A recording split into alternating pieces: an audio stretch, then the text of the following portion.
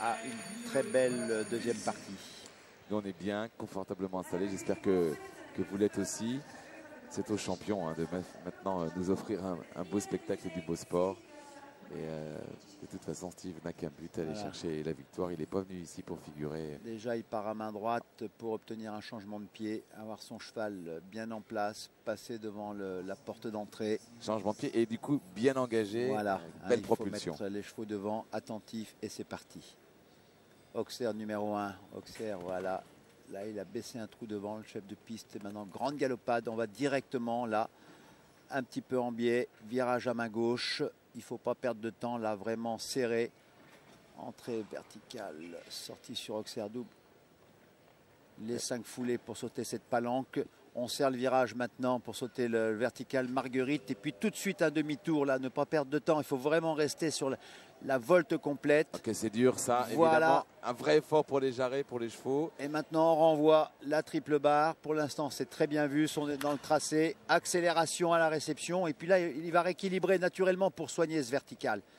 Très bonne distance, c'est sans faute. Joli, bien joué. Sans faute, 41-62 pour le chronomètre de Steve Garda. J'ai l'impression, Thierry, mais vous allez me donner votre sentiment que sur la dernière ligne, on pourrait voir un Michael Whittaker, un Lynch ou Benson aller quand même plus vite que cela, ou même évidemment Michel ou Kevin, non? Mais vous avez complètement raison. Il est certain que le cavalier qui gagnera cette épreuve, ou qui essaiera de la gagner en tout cas, fera une foulée, voire 2 foulées de moins. On va avoir des cavaliers qui vont pousser la réception. Mais ce vertical est fragile, il faut le soigner quand même. Steve, ouvreur en première manche en faute, ouvreur en barrage, voilà, il n'y a plus qu'à attendre maintenant. Plus qu'à attendre, c'est un bon résultat de toute façon. Je suis ravi de mon cheval, c'est le plus important. Merci. Il a bien joué, Steve. Il a bien joué. Là, je pense que ça peut rentrer dans un tiercé ou en tout cas dans les 4 premiers. Inutile de vous dire que c'est presque le régional de l'étape. C'est le régional de l'étape. Il est conseiller technique. Ici, il travaille beaucoup avec l'organisatrice Sylvie Robert, homonyme, mais ils ne sont pas de la même famille.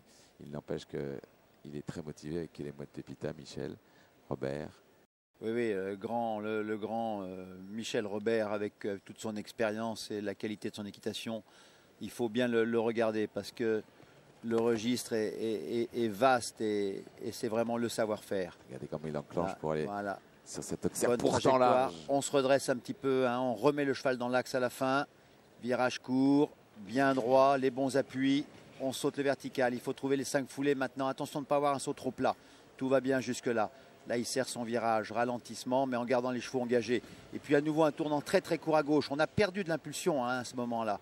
Voilà, c'est bien là, c'est parfait, il sait parfaitement où il en est. C'est fou. Allez, parce on que c'est accélère. dur et c'est très fluide ce que vient de faire Michel Robert. C'est très très fluide, c'est parfaitement dessiné. Beau saut, là ça va, tout va bien. Il accélère, Michel, il y va, il y va, il y va. 41-62 à mais battre. quand même. Ah non, il sera derrière le Suisse.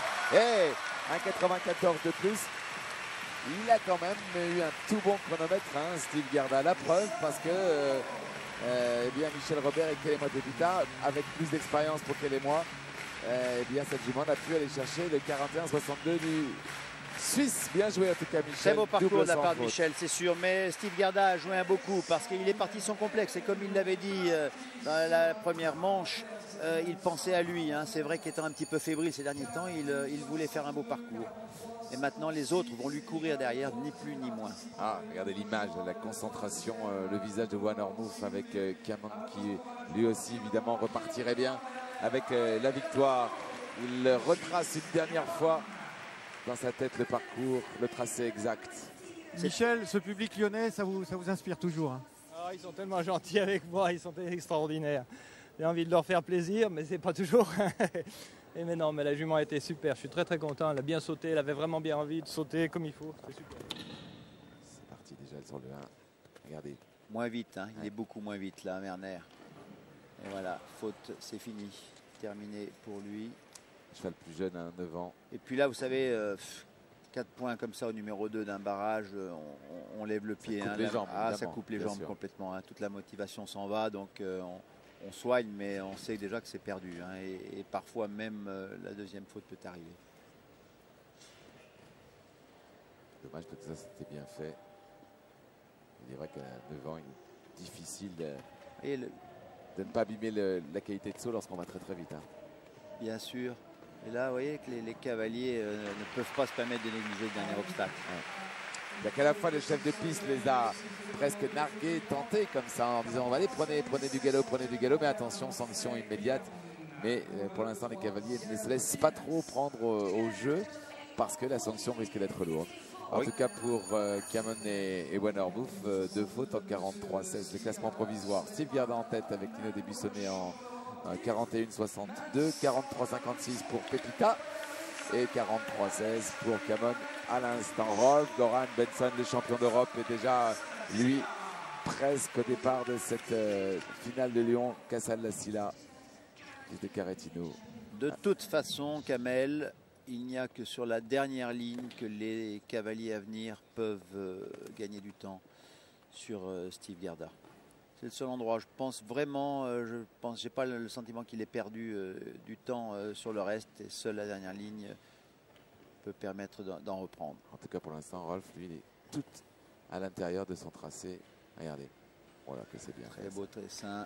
Maintenant, le demi-tour. Et là aussi, on perd du temps. Là, c'est le plus court. C'est lui qui fait le choix le plus court. Ça touche, sûr. Mais ça reste sur les taquets. C'est sûr. Quelle prise de risque. C'est sûr.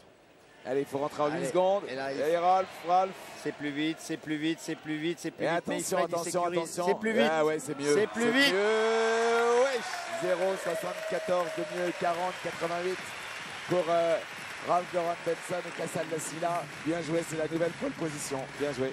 Bien joué, Rolf. Oui, j'ai dit que seul sur la dernière ligne, on pouvait gagner du temps. Mais effectivement, sur le petit 8 de chiffre de Marguerite, Rolf Goran Benson a gagné, a repris du temps sur Steve Gerda. Et sur l'Auxerre rouge, il était très à gauche, donc c'est bien joué. Il a limite. Il est allé au maximum de la prise de risque dans son tournant. Ça a été limite, mais c'est passé. C'est comme ça un barrage. Rolf Goran Benson qui prend la tête devant Steve Gerda. 3 Michel Robert, 4 Wennerbouf. Passionnant s'annonçait ce barrage. Et visiblement, il l'est. Alors Dennis Lynch, vous allez voir, il va nous retirer une foulée déjà dans la ligne des 2 premiers Auxerre et puis sans doute une autre foulée à la fin. Par contre, le cheval de Dennis Lynch sera désavantagé dans le 8. Rolf, it was just incredible. I was good. I was a bit lucky with my short turn to the vertical. I didn't trust to go full speed to the last one. I saved a little bit there, so it is to take. Okay, so just to wait now. Il confirme qu'il a eu un petit peu de chance sur son virage très serré sur le vertical. Et que voilà, il n'y a plus qu'à attendre. Mais dans le paddock, il y a déjà beaucoup de poignées de main pour un futur vainqueur ou au moins sur le podium. Oh, de toute façon, c'est la prise de risque qui l'emportera. Il faut être gonflé sur ce style de barrage et bien sûr prendre tous les risques. On va voir ce que va faire l'Irlandais Dennis Lynch, associé à Lantinus. Déjà là, vous voyez, il imprime un bon galop, une grande amplitude à son cheval. Lantinus a une grande action, donc c'est là-dessus qu'il peut-être jouer quelque chose. Savoir que Dennis Lynch a monté en course, c'est un ancien jockey, il a le sens du rythme. 4 points un sur petit peu plat, soit un peu plat parce qu'en plus on a un changement de trajectoire directement sur l'Auxerre, c'est-à-dire on arrive en diagonale et il faut tourner à la réception. Et là le cheval s'est trouvé un peu perturbé. À gauche, là, il tourne très bien, mais bon, c'est pas ce qu'il sait faire de mieux, Lantinus. C'est une grande machine.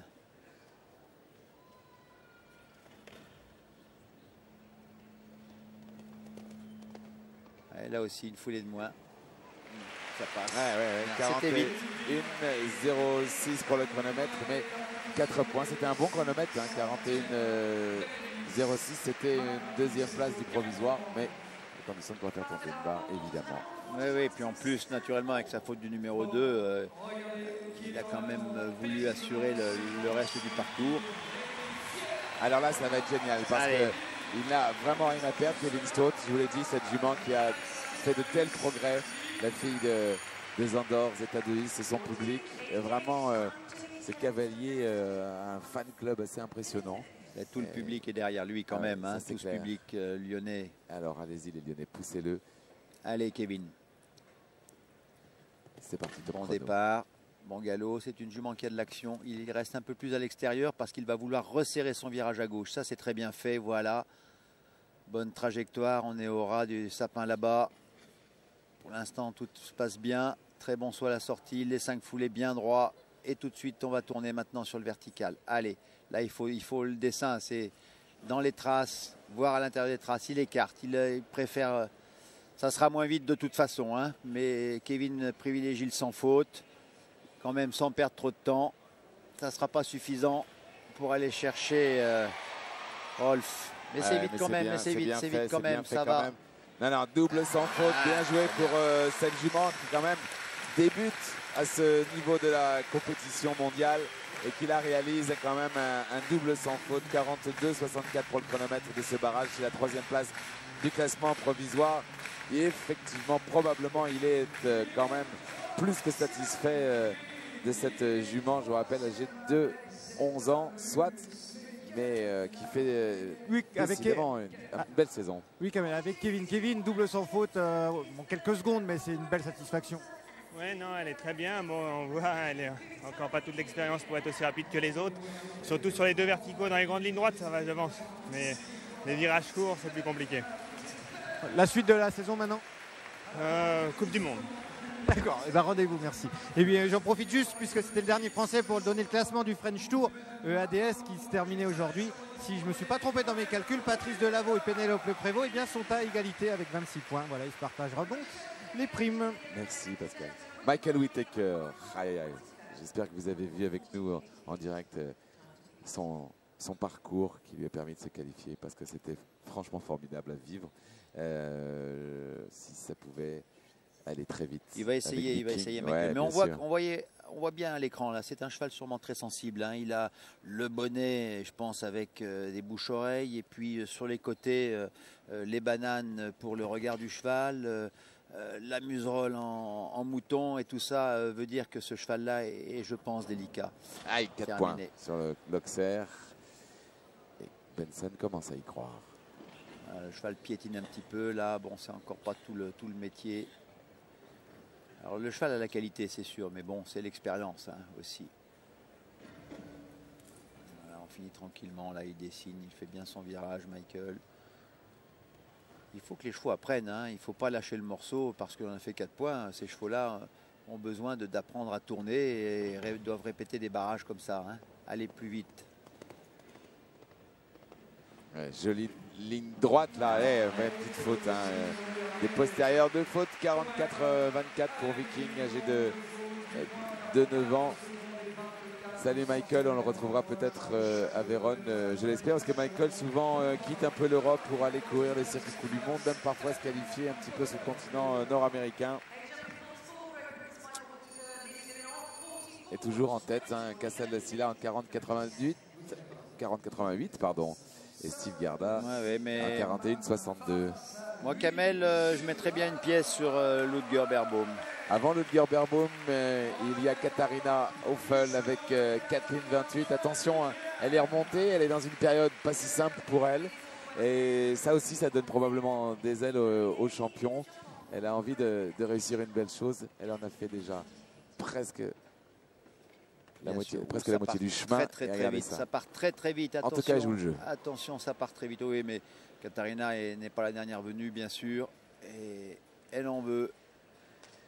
C'est clair. Qualité de saut. C'est très vite. C'est très vite là. Voyons voir maintenant ce qui va se passer dans ce changement de direction. Un petit peu de perte de temps par rapport à Rolf Goran. Là encore aussi, ça tourne beaucoup moins bien. Ça braque moins bien, je dirais. Elle va réaccélérer, mais elle sera derrière, je pense. Tout va bien, elle sera derrière Rolf. 9 ans, hein, simplement, ça va jouer à pas grand chose quand même. Oh, quel beau double sans faute, c'est bien fait. Ouais. Regardez. 7 centièmes, c'est incroyable. 7 centièmes simplement pour une Kathleen 28 âgée simplement de 9 ans, 40-95, c'est la deuxième place du classement provisoire. Coup de chapeau à Katharina Hoffel qui s'est régalée et a excellé sur cette piste ici à Lyon. Le talent et la générosité là. Voilà, le sport au féminin encore une fois. Que c'est bien fait ça. Aucune hésitation. Aucune hésitation, aucun complexe. C'est magnifique. C'est magnifique parce que ça, c'est le sport. Katharina, wonderful. What's your main feeling? Frustration to be second for the moment or the satisfaction? Very, very happy. I have no words. Ok, thank you. Vous avez tout compris, elle est très heureuse et elle n'a pas de mots pour l'exprimer. Ouais, ouais.